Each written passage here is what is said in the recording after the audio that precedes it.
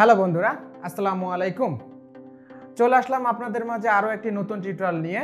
আমি মোহাম্মদ নুরনবী, আমি একজন প্রফেশনাল গ্রাফিক্স এবং মোশন ডিজাইনার। আজকে মূলত আমরা শিখব ফটোশপের একটি বেসিক ইফেক্ট নিয়ে, এবং ইফেক্টটি হচ্ছে প্যাটার্ন ওভারলে। এই প্যাটার্ন ওভারলে দিয়ে আমরা কিভাবে একটি ক্রিয়েটিভ ডিজাইন করতে পারি তা আমরা ফটোশপে কিছু এক্সপেরিমেন্ট করেও সেটা ট্রাই করব কিভাবে আমরা একটা ক্রিয়েটিভ ডিজাইন করতে পারি। তো বন্ধুরা, আর দেরি না করে আমরা আমার মনিটর স্ক্রিনটি শেয়ার করি। তার আগে আপনি যদি আমার চ্যানেল নতুন হয়ে থাকেন, প্লিজ আমার চ্যানেলটিকে সাবস্ক্রাইব করে লাইক কমেন্ট শেয়ার করে অন্যকে দেখার সুযোগ করে দেবেন। ফিরে আসছি ছোট্ট একটা ইন্টারভিউ পরে।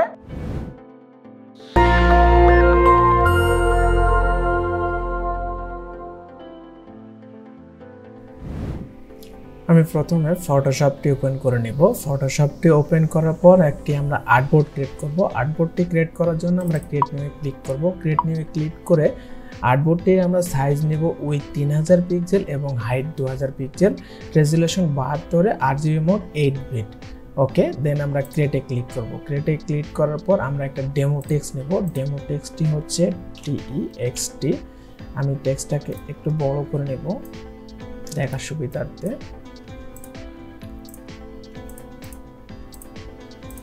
টেক্সটটা মিডল পয়েন্টে নিলাম। দেন টেক্সটার কালার আমি চেঞ্জ করে নিচ্ছি।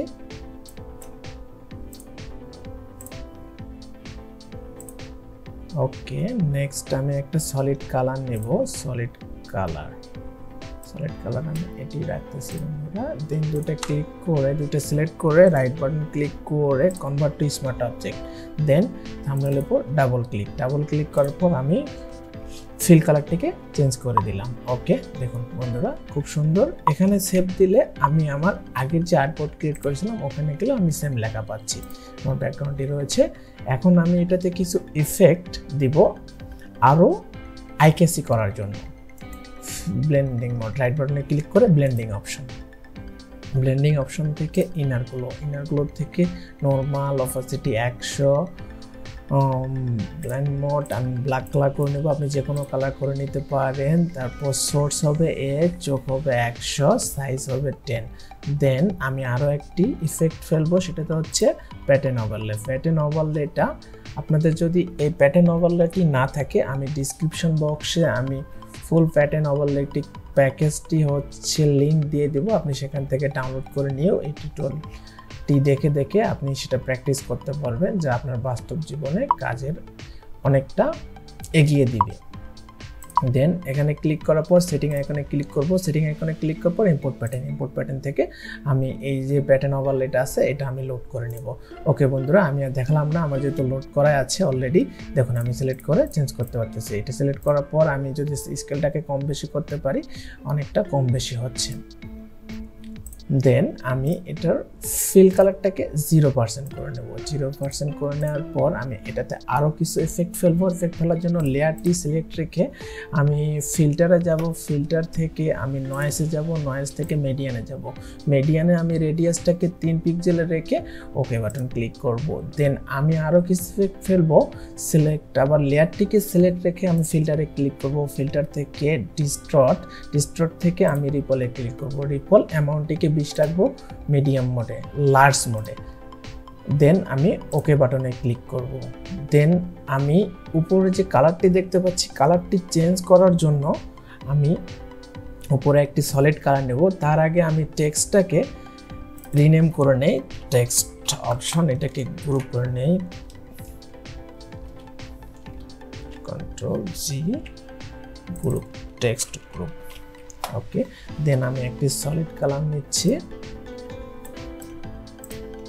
ওকে, দেন আমরা সলিড কালারটি গ্রুপের উপর নিব। উপরে নেওয়ার পর রাইট বাটনে ক্লিক করে ক্রিয়েট ক্লিপিং মার্কস।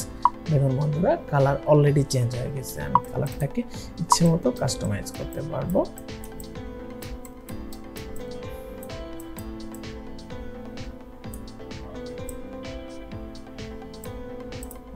চোখ হয়ে গেছে, এই জন্য দেখতে ভালো লাগতেছে না। আবারও আমি প্যাটার্ন ওভারলেতে যাব। প্যাটার্ন ওভারলেতে গিয়ে আমি সেটাকে চেঞ্জ করতে পারবো। চেঞ্জ না করে আমি স্কেলটাকে একটু কম দিলে আমি এটাকে আরো ছোট দেখতে পাবো, অথবা আমি ওভারলেটা চেঞ্জ করব।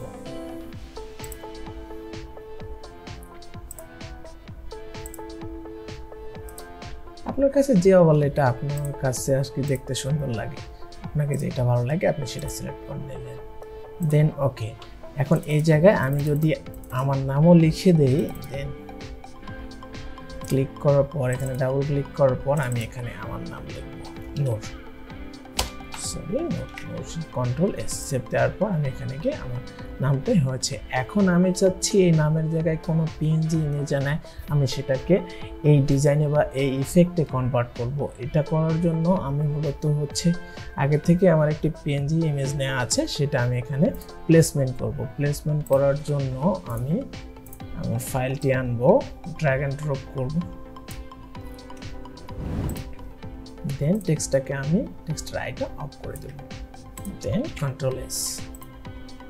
দেখুন বন্ধুরা কত সুন্দর হয়ে গেছে অলরেডি, আমরা দেখতেই পাচ্ছি। আমরা খুব সহজে এই ডিজাইনটা করতে পারবো, এই ইফেক্টটা ফেলতে পারবো, যা দেখতে সুন্দর লাগবে।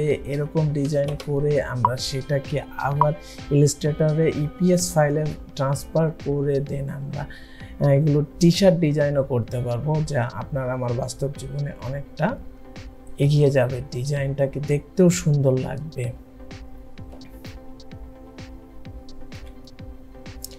আমি চাচ্ছি এই ডিজাইনটাকে আমি একটি ইপিএস ফাইলে ট্রান্সফার করব। ইপিএস ফাইলে ট্রান্সফার করাকে এই যে কালার ফিল লেয়ারটাকে আমি ডুপ্লিকেট করে নেব। ডুপ্লিকেট করার জন্য কন্ট্রোল অল্ট শিফট চেপে আপনি ইতে ক্লিক করবেন, শিফট ই। দেখুন বন্ধুরা হয়ে গেছে। আমি এটাতে হওয়ার পর আমি কন্ট্রোল চেপে এই থাম্বনেলে ক্লিক করব। ক্লিক করার পর দেন আমি প্যাতে যাব। প্যাতে গিয়ে আমি ঠিক এখানটায় ক্লিক করব। দেন আমি লেয়ারে যাব। পিএস ফরম্যাটে করার জন্য নিচের যে আমার লেয়ারগুলো আছে এই লেয়ারগুলোকে আমি ডিলিট করে দেব, ডিলিট। দেন আমার এই লেয়ারটাকে